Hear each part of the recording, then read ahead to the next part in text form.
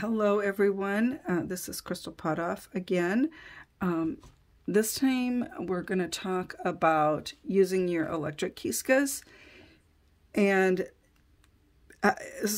common issues that arise with electric kiskas. I'll call that this video. So one thing you want to do with your electric kiskas is make sure you have a good electrical source.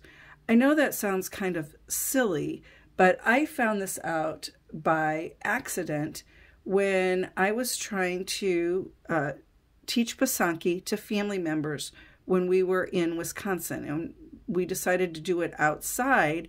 So I had an extension cord hooked into a power strip, and then that went outside, and that extension cord hooked into another power strip.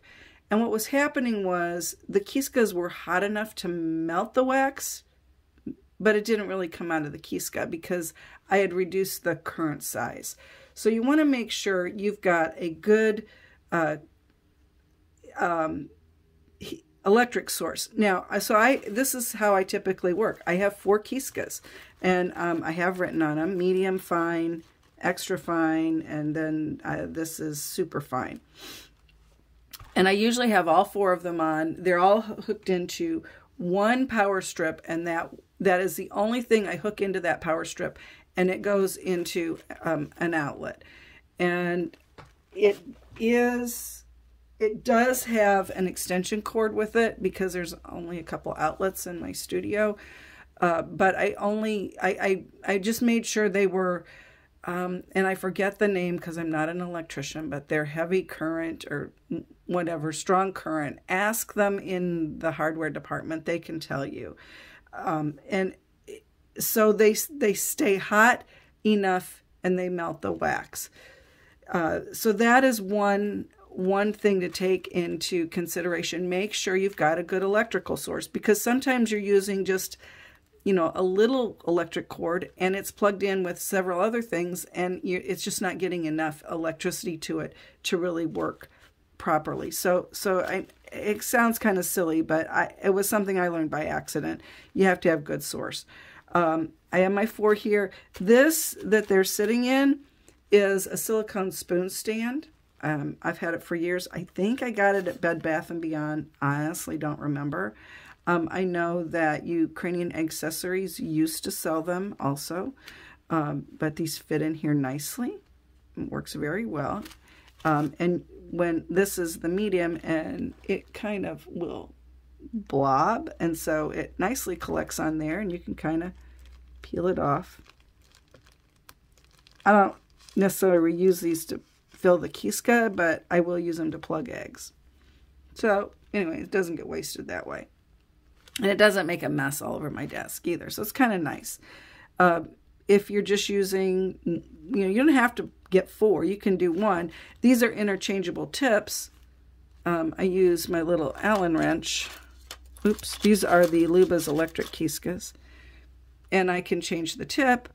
I just found that I was a very lazy tip changer. I wouldn't do it. So I thought, well, I'll just plug in 4. And they do make power outlets where you can just turn on certain ones. You don't have to have them all turned on, but I never know which one I'm going to use, so they're all on. Once I turn on the power strip, they're all 4 on. And it takes about 10 minutes for them to really heat up to a nice even temperature. The advantage to the electrics is that you get your wax at an even temperature, so you don't have to heat it up, and it does come out fairly evenly. It will still get on the outside of your kiska. So I'm going to fill this. I'm going to use the spaghetti wax in this case. I'm going to put it in there right like that. That's how I do it. I just let it melt in. And then I'm going to use a clean part so you can see what I'm talking about.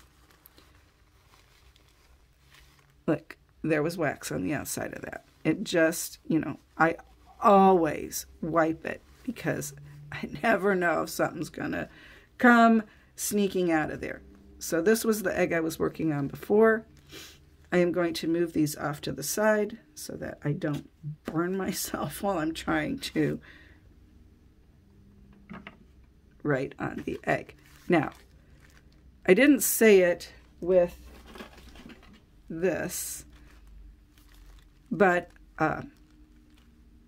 this part is like a Delrin plastic. These are called the Delrin kiskas. This is the part you put in the flame. This part gets hot. Don't touch it. Now, this hasn't been in the flame, so I can touch it. Don't touch it. It's hot. You put it in the flame. It gets hot. It melts the wax. It's hot. Don't touch it. It will burn. That should go without saying, but you'd be surprised at the people that touch it anyway. The electrics. From here back, it is safe to touch it. This is metal. This is what's heating up. Don't touch it. It's hot. You will know if you touch it. So this is the medium.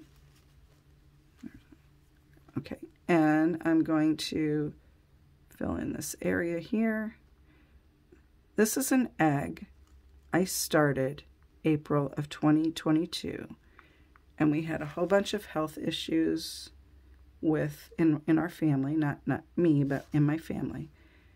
And so I had eggs that just got set aside. I thought, you know, maybe I should finish those. So, this is one of the advantages of using blown out eggs. If this egg had sat here since April, it would probably stink. So, so that's how I'm using it. Now, even though you don't have the risk of a soot getting up in your tip, it can still get clogged. You still got dust flying around in the air. And, you know, in the case of these, I've got 3 of them that are sitting there heated, but I'm not using them. So they can be dust can be flying around. I'm not a dirty person, but I do have dust in my house. And anyway, so it can get in there. It can get, you know, attached to the wax, and then it ends up getting down in the bottom. You can also get the issue with the air bubble. So again, you can use the wire on the stick. You want your kiska to be on. It needs to be hot. Otherwise, this wire is going to bend when you put it up there because it's not going to be able to push through wax. So again, you have to put it in. There we go. Ah!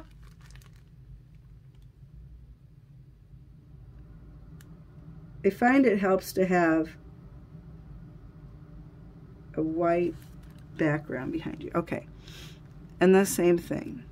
Push it up. Now, obviously this one wasn't having an issue. So there was no clog found. Let's me get,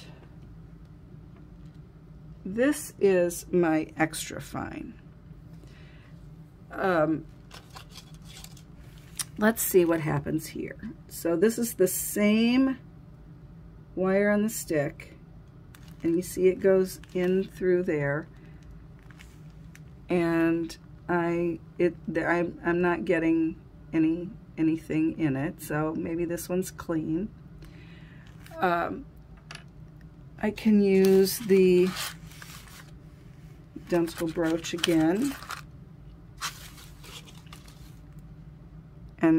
And here you're going to go through the top. I'm going to kind of, and there was a little bit of stuff. A lot of times I will clean these off right before I start to use them. So those are a couple of things to keep your kiskas clean, help clean clogs. Now, if you're using the interchangeable tips, I will periodically loosen them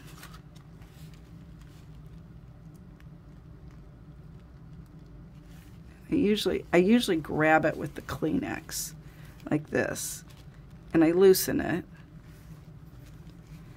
And then, okay, I said not to touch it because it's hot, but I'm just going to touch it for a second. And I'm just going to move this a little bit, right like that. Okay, that didn't really hurt, but don't touch it for very long. And then I tighten it. You don't have to tighten it super tight, just, tighten it. And the Lubas Electric come with these little Allen wrenches for you to do that. I move that because the tip can get wore, and so this helps it keep a little more even. So another thing you can do, if you've tried everything and it still won't right, this goes the same for the electric or the candle heated.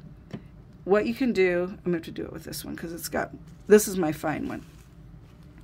I'm going to tap it out. Now some people will only do this. Some people will, and this is usually what I do if I'm going to tap it out. I get my wire on the stick that I didn't put back where I should have put it. Oh, there it is. I put it off to the side. You should put your tools back in the same place so you can always find it. So I'll use the wire and I'll kind of loosen it up. I kind of go up in there a couple times. And then I'll try to tap out all the wax as best I can. I know people who will use paraffin to run through it to help clean them out. I know that helps, but then you still have some of that paraffin in there. So that can help get your dental brooch out. Try and swish it around again. Maybe you just didn't collect it all. Sometimes it's easier to get the clogs out if there's very little wax in there. So see, now there, I just want to show you. See, all that came out. And that doesn't look like a lot, but when you got this little, well, it's so tiny you can hardly see it. That'll clog it. So you have to keep them clean so that they will work properly. I do not recommend using like a Goo Gone or a mineral spirits in them because that can later affect your wax. So I have found these methods work for me. Sometimes it's the way you're holding the kistka. I've had people try to write with it like laying it on its side like that, and it's like, well, they're like, the wax isn't coming out, and it's like, no, because the hole isn't really touching it. Your kiskas kind of have to be straight up and down for the wax to come out. So that's another thing to consider. So I hope these two videos have helped you with how to deal with clogs for the candle heated and the electric. If you tried these and you absolutely aren't having any success, you might just try switching to a different kistka. I had someone ask me if they thought it got so hot that the hole closed up. I suppose it's a possibility, but if you're able to get the wire in there, the hole is probably not completely closed up. So I would say that while that could happen, I've not had it happen to me. But these methods have worked for me. The wire on the stick, the dental brooch barb thing, the tapping it out, making sure I've got good heat sources for my electrics. That's what works best for me. And I hope that will help you. When we come back next week, I am going to be working on a turkey egg, I hope. So stay tuned. That's the plan.